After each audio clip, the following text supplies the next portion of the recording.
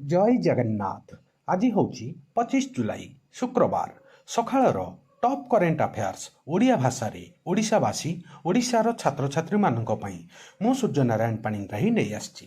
ଆଜି ବହୁତ ଗୁଡ଼ିଏ ନ୍ୟାସନାଲ୍ ଇଣ୍ଟରନ୍ୟାସନାଲ୍ ଇଭେଣ୍ଟ ହୋଇଛି, ଆପଣ ଜାଣିବା ନିହାତି ଦରକାର। ଆପଣଙ୍କର ଆଗାମୀ ଏକ୍ଜାମ୍ ପଏଣ୍ଟ ଅଫ୍ ଭ୍ୟୁ ପାଇଁ ଭେରି ଇମ୍ପୋର୍ଟାଣ୍ଟ। ଭିଡ଼ିଓ ଷ୍ଟାର୍ଟ କରିବା। ଆଜିର ପ୍ରଥମ ଇଭେଣ୍ଟ ହେଉଛି ଆମ ଓଡ଼ିଶାର ପାଇକ ବିଦ୍ରୋହ ଉପରେ କରେଣ୍ଟ ନ୍ୟୁଜ୍ରେ ଅଛି, ଡିଟେଲରେ ଜାଣିବା। 1817 ମସିହାରେ ପାଇକ ବିଦ୍ରୋହ ବ୍ରିଟିଶ ଉପନିବେଶ ଶାସନ ବିରୁଦ୍ଧରେ ଭାରତର ସଂଗ୍ରାମରେ ଏପର୍ଯ୍ୟନ୍ତ ଅଣଦେଖା କରାଯାଇଛି। ସମ୍ପ୍ରତି national council of educational research and training NCERT ଅଷ୍ଟମ ଶ୍ରେଣୀ ପାଠ୍ୟପୁସ୍ତକର ପ୍ରଥମ ଭଲ୍ୟୁମ୍ରୁ ପାଇକ ବିଦ୍ରୋହକୁ ବାଦ ଦେବା ଓଡ଼ିଶାରେ ବିବାଦ ସୃଷ୍ଟି କରିଥିଲା। ଏନ୍ସିଆର୍ଟି ସ୍ପଷ୍ଟ କରିଛି ଯେ ଏହି ବିଦ୍ରୋହକୁ 2025 ମସିହାରେ ଦ୍ୱିତୀୟ ଭଲ୍ୟୁମ୍ରେ ଅନ୍ତର୍ଭୁକ୍ତ କରାଯିବ। ପାଇକ ବିଦ୍ରୋହକୁ 2025 ମସିହାର ନ୍ୟୁ ଏଡିସନରେ ଅନ୍ତର୍ଭୁକ୍ତ କରାଯିବ। ପାଇକ ବିଦ୍ରୋହ ଭାରତର ସ୍ୱାଧୀନତା ଆନ୍ଦୋଳନରେ ଆଞ୍ଚଳିକ ବିଦ୍ରୋହର ମହତ୍ତ୍ୱ ଏବଂ ଓଡ଼ିଶାର ଐତିହାସିକ କାହାଣୀକୁ ନେଇ ରାଜନୈତିକ ସମ୍ବେଦନଶୀଳତାକୁ ଦର୍ଶାଉଛି। ମୁଁ ଖୁବ୍ ଶୀଘ୍ର ଗୋଟେ ଆପଣମାନଙ୍କ ପାଇଁ ଓଡ଼ିଶାର ପାଇକ ବିଦ୍ରୋହ ବିଷୟରେ ଗୋଟେ ଲଙ୍ଗ ଭିଡ଼ିଓ ଆଣିବାକୁ ଯାଉଛି, ତାକୁ ବି ଦେଖିବେ। ଏଇଟା ଆଉ ଗୋଟେ ବଡ଼ ଇଣ୍ଟରନ୍ୟାସନାଲ୍ ଇଭେଣ୍ଟ। ଆମେରିକା ୟୁନେସ୍କୋରୁ ହଟିଯାଇଛି, ତାର ସଦସ୍ୟତା ପ୍ରତ୍ୟାହାର କରିଛି। ଡିଟେଲରେ ଜାଣିବା। ବହୁତ ବଡ଼ ଇଣ୍ଟରନ୍ୟାସନାଲ୍ ଇଭେଣ୍ଟ। ମିଳିତ ଜାତିସଂଘର ଶିକ୍ଷା, ବୈଜ୍ଞାନିକ ଏବଂ ସାଂସ୍କୃତିକ ସଂଗଠନ ୟୁନେସ୍କୋରୁ ଆମେରିକା ପୁଣି ଥରେ ପ୍ରତ୍ୟାହାର କରିବାକୁ ଘୋଷଣା କରିଛି।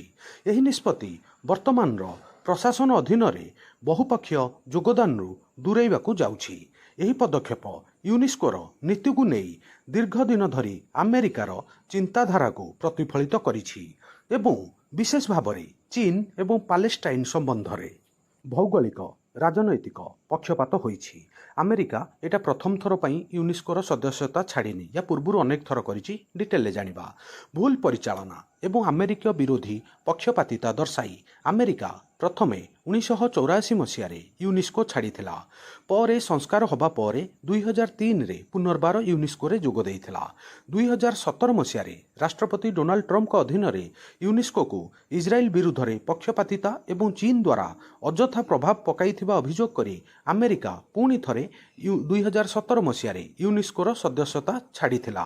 ଚୀନର ବଢ଼ୁଥିବା ଭୂମିକାକୁ ପ୍ରତିହତ କରିବାକୁ ଲକ୍ଷ୍ୟ ରଖି ଜୋ ବାଇଡେନ୍ 2021 ମସିହାରେ ଏହି ନିଷ୍ପତ୍ତିକୁ ପ୍ରତ୍ୟାବର୍ତ୍ତନ କରିଥିଲେ। ଆମେରିକା ପୁନର୍ବାର ୟୁନେସ୍କୋର ସଦସ୍ୟତା ଗ୍ରହଣ କରିଥିଲା। ବର୍ତ୍ତମାନ ଟ୍ରମ୍ପ ଯୁଗ ଚାଲିଛି। 2025 ମସିହାରେ ବର୍ତ୍ତମାନ ଆମେରିକାର ରାଷ୍ଟ୍ରପତି ଡୋନାଲ୍ଡ ଟ୍ରମ୍ପ ୟୁନେସ୍କୋର ସଦସ୍ୟତା ପଦରୁ ଓହରି ଯାଇଛନ୍ତି। ମନେ ରଖିବେ, ଭେରି ଇମ୍ପୋର୍ଟାଣ୍ଟ। ଏଇଟା ଆଉ ଗୋଟେ ନ୍ୟାସନାଲ୍ ଇଣ୍ଟରନ୍ୟାସନାଲ୍ ଇଭେଣ୍ଟ। ଭାରତ ଆଉ ୟୁକେ ମଧ୍ୟରେ ଗୋଟେ FTA free trade agreement sign ହୋଇଛି। ଡିଟେଲରେ ଜାଣିବା। ବହୁତ ବଡ଼ ଇଭେଣ୍ଟ।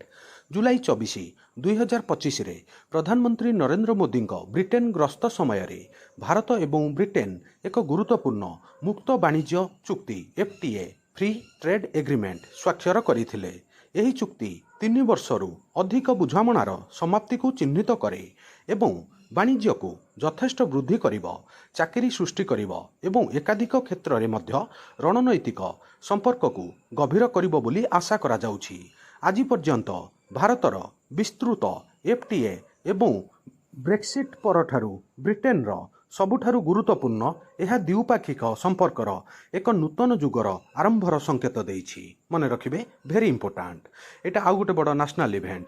ଜୁନ୍ 2025 ସୁଦ୍ଧା ସର୍ବୋଚ୍ଚ ମୁଦ୍ରାସ୍ଫୀତି ସହିତ ଟପ୍ 10 ଭାରତୀୟ ରାଜ୍ୟ ଏବଂ କେନ୍ଦ୍ରଶାସିତ ଅଞ୍ଚଳ। ଡିଟେଲରେ ଜାଣିବା। ବହୁତ ବଡ଼ ଇଭେଣ୍ଟ, ଆମର ନ୍ୟାସନାଲ୍ ଇକୋନୋମି ଇଭେଣ୍ଟ।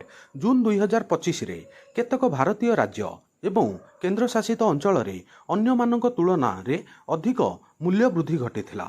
CPI ତଥ୍ୟ ଉପରେ ଆଧାର କରି ଏଠାରେ ଶୀର୍ଷ 10 ଅଞ୍ଚଳ ରହିଛି, ଯେଉଁଥିରେ ସର୍ବାଧିକ ମୁଦ୍ରାସ୍ଫୀତି ଦୈନନ୍ଦିନ ଜୀବନ ଖର୍ଚ୍ଚକୁ ପ୍ରଭାବିତ କରିଥାଏ। ଆଉ 2025 ମସିହାରେ କେରଳ ସର୍ବାଧିକ ମୁଦ୍ରାସ୍ଫୀତି ହାର ଥିଲା। କେରଳ ରାଜ୍ୟରେ ଖାଦ୍ୟ, ପରିବହନ ଏବଂ ସେବା ମୂଲ୍ୟର ତୀବ୍ର ବୃଦ୍ଧି ପାଇଥିଲା। କେରଳରେ ମୌସୁମୀ ମୂଲ୍ୟ ବୃଦ୍ଧି ଏବଂ ଯୋଗାଣ ଶୃଙ୍ଖଳାରେ ସମସ୍ୟା ରାଜ୍ୟର ଲୋକମାନଙ୍କ ପାଇଁ ଜୀବନକୁ ଅଧିକ ମହଙ୍ଗା କରିଦେଇଛି। କେରଳରେ ସର୍ବାଧିକ ମୁଦ୍ରାସ୍ଫୀତି ସହିତ ଏବେ ଆମେ ଭାରତର ଟପ୍ 10 ରାଜ୍ୟ ଏବଂ କେନ୍ଦ୍ରଶାସିତ ଅଞ୍ଚଳ ବିଷୟରେ ଜାଣିବା। 2025 ମସିହାରେ ସବୁଠାରୁ ଅଧିକ ଯେଉଁ ଜୁନ୍ ମାସରେ କେଉଁ କେଉଁ ରାଜ୍ୟ ଆଉ କେନ୍ଦ୍ରଶାସିତ ପ୍ରଦେଶରେ ମୁଦ୍ରାସ୍ଫୀତି ଅଧିକ ଥିଲା ସମସ୍ତଙ୍କ ନାଁ ଜାଣିବା। 1 ନମ୍ବରରେ କେରଳ, ଯାହାର CPI ଇନଫ୍ଲେସନ୍ ରେଟ୍ ଥିଲା 6.71, ତା ତଳକୁ ଅଛି ଲାକ୍ଷାଦ୍ୱୀପ 6.28, ଗୋଆ 5.16, ପଞ୍ଜାବ 4.67 ଆଉ ସବୁଠୁ କମ୍ରେ 10 ନମ୍ବରରେ ହିମାଚଳ ପ୍ରଦେଶ 3.04। ମନେ ରଖିବେ। ଏଇଟା ଆଉ ଗୋଟେ ବଡ଼ national event, national sports governance bill 2025। ଡିଟେଲରେ ଜାଣିବା। ବହୁତ ବଡ଼ ସ୍ପୋର୍ଟସ୍ ବିଲ୍ ଆମେ ଜାଣିବା ନିହାତି ଦରକାର। କ୍ରୀଡ଼ା ପ୍ରଶାସନରେ ସ୍ୱଚ୍ଛତା ଏବଂ ଉତ୍ତରଦାୟିତ୍ୱକୁ ସୁଦୃଢ଼ କରିବା ପାଇଁ ଜାତୀୟ କ୍ରୀଡ଼ା ଶାସନ ବିଲ୍ 2025 ଭାରତର ସଂସଦରେ ଉପସ୍ଥାପିତ ହୋଇଥିଲା। ଏହା BCCI ସହିତ ଜାତୀୟ କ୍ରୀଡ଼ା ସଂସ୍ଥାକୁ ଟାର୍ଗେଟ୍ କରିଛି। କ୍ରୀଡ଼ା ଫେଡେରେସନ୍ ପରିଚାଳନା ଏବଂ ଆଥଲେଟିକ୍ କଲ୍ୟାଣକୁ ପ୍ରୋତ୍ସାହିତ କରିବା ପାଇଁ ଏକ ବିଲ୍ ନିୟାମକ ଢାଞ୍ଚା ପ୍ରସ୍ତୁତ କରିବାକୁ ଲକ୍ଷ୍ୟ ରଖିଛି। ଏଇଟା ଆଉ ଗୋଟେ ବଡ଼ ଇଣ୍ଟରନ୍ୟାସନାଲ୍ ଇଭେଣ୍ଟ। ଚାଇନା ବ୍ରହ୍ମପୁତ୍ର ନଦୀ ଉପରେ ବିଶ୍ୱର ବୃହତ୍ତମ ଡ୍ୟାମ୍ ନିର୍ମାଣ କରିବାକୁ ଯାଉଛି। ଡିଟେଲରେ ଜାଣିବା। ଚାଇନା ତିବ୍ବତର ସ୍ୱୟଂଶାସିତ ଅଞ୍ଚଳ ୟାରଲୁଙ୍ଗ ଟାଙ୍ଗପୋ ନଦୀରେ ଚୀନ୍ ବିଶ୍ୱର ସର୍ବବୃହତ ଜଳବିଦ୍ୟୁତ ବନ୍ଧ ନିର୍ମାଣ କାର୍ଯ୍ୟ ଆରମ୍ଭ କରିଛି। ବିଶେଷ କରି ଏହି ଅଞ୍ଚଳଟି ଭାରତ ଏବଂ ବାଂଲାଦେଶ ସୀମାରେ ଅବସ୍ଥିତ। ପ୍ରାୟ 1.2 ଟ୍ରିଲିୟନ୍ ୟୁଆନ୍ $167 ବିଲିୟନ ମୂଲ୍ୟରେ ଏହି ମେଗା ପ୍ରକଳ୍ପ ସ୍ୱଚ୍ଛ ଶକ୍ତି ଉତ୍ପାଦନରେ ଚୀନର 3 ଗର୍ଗ ଡ୍ୟାମ୍କୁ ଅତିକ୍ରମ କରିବା ପାଇଁ ଲକ୍ଷ୍ୟ ରଖିଛି। ମନେ ରଖିବେ, ଏଇଟା ବହୁତ ବଡ଼ ଇଣ୍ଟରନ୍ୟାସନାଲ୍ ଇଭେଣ୍ଟ। ଏଇଟା ଆଉ ଗୋଟେ ବଡ଼ national event. Public sector banks flag 1629 case worth 1.62 trillion. ଡିଟେଲରେ ଜାଣିବା। 161.62 ଟ୍ରିଲିୟନ୍ରୁ ଅଧିକ ଅନାଦେୟ ସହିତ 1600ରୁ ଅଧିକ ଇଚ୍ଛାକୃତ ଡିଫଲ୍ଟରଙ୍କ ଚିହ୍ନଟ, କଠୋର କାର୍ଯ୍ୟାନୁଷ୍ଠାନ ଏବଂ ଆର୍ଥିକ ସଜାଗତାର ଆବଶ୍ୟକତାକୁ ସୂଚିତ କରେ। NPAକୁ ସୂଚିତ କରେ।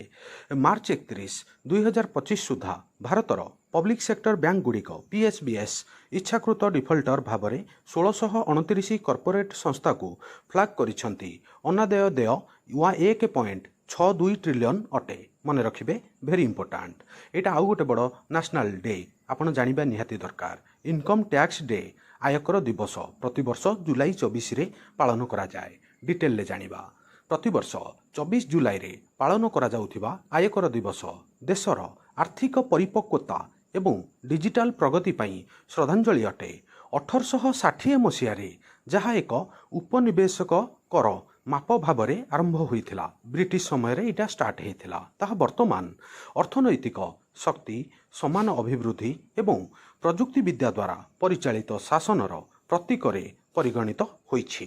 ମନେ ରଖିବେ, ଭେରି ଇମ୍ପୋର୍ଟାଣ୍ଟ। ଆଜିର ସକାଳର ଟପ୍ କରେଣ୍ଟ ଆଫେୟାର୍ସ ଏଇଠି ସରିଲା। ଆଉ ଭିଡ଼ିଓଟା କେମିତି ଲାଗିଲା ଆପଣଙ୍କର ମତାମତ କମେଣ୍ଟ ମାଧ୍ୟମରେ ଜଣାଇବେ। ଭିଡ଼ିଓକୁ ଲାଇକ୍ କରିବେ। ସମସ୍ତ ସାଙ୍ଗସାଥୀ ପ୍ରତ୍ୟେକ ଓଡ଼ିଶାର ଛାତ୍ରଛାତ୍ରୀଙ୍କ ପାଖକୁ ନିଶ୍ଚିତ ରୂପେ ସେୟାର କରିବେ। ସାଙ୍ଗମାନେ, ମୁଁ ସବୁଦିନ ଆପଣଙ୍କ ପାଇଁ ଷ୍ଟୋରି ଆକାରରେ କରେଣ୍ଟ ଆଫେୟାରର ଆଣିବାର ଗୋଟେ କାରଣ ଅଛି। କାହିଁକିନା ଯଦି ଆପଣ ଷ୍ଟୋରି ହିସାବରେ ଶୁଣିବେ, ଆପଣଙ୍କର ପଏଣ୍ଟ ଆଉ ଇଭେଣ୍ଟ ଗୁଡ଼ାକ ମନେ ରହିବ। ଆଉ MCQରେ ଆପଣ କେତେ ମନେ ରଖିବେ। ଜିକେ ହେଉଛି ଗୋଟେ ସମୁଦ୍ର। ଆଉ ନୂଆ ଥିଲେ ୱାର୍ଲ୍ଡ ଆଫେୟାର ମଧୁ ଜିକେ ଓଡ଼ିଆ ଚ୍ୟାନେଲକୁ ସବସ୍କ୍ରାଇବ୍ କରିବେ। ସବୁଦିନ important GK, current affair, sports affair, employment news notification ଆପଣଙ୍କୁ ଏଠାରେ ମିଳିଥାଏ। ଭିଡ଼ିଓ ଦେଖିଥିବାରୁ ବହୁତ ବହୁତ ଧନ୍ୟବାଦ। ଜୟ ଜଗନ୍ନାଥ।